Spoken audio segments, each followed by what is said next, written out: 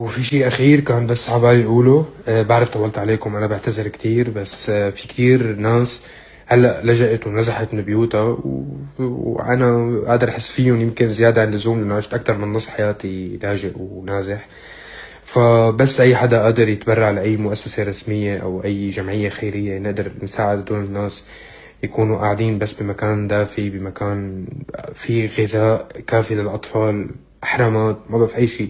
دام أنت مستور ببيتك وبرادك مليان وقادر تساعد، ما تبخل على هدول العالم بأنك تقدم أي شيء قادر تساعدهم فيه. وفي شيء أخير كان بس عبالي أقوله. بعرف طولت عليكم، أنا بعتذر كتير، بس في كتير ناس هلأ لجأت ونزحت من بيوتها وأنا قادر أحس فيهم يمكن زيادة عن اللزوم، لأنه عشت أكتر من نص حياتي لاجئ ونازح.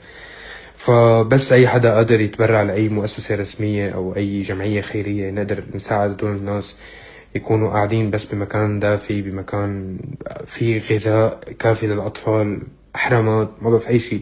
دام أنت مستور ببيتك وبرادك مليان وقادر تساعد، ما تبخل على هدول العالم بأنك تقدم أي شيء قادر تساعدهم فيه.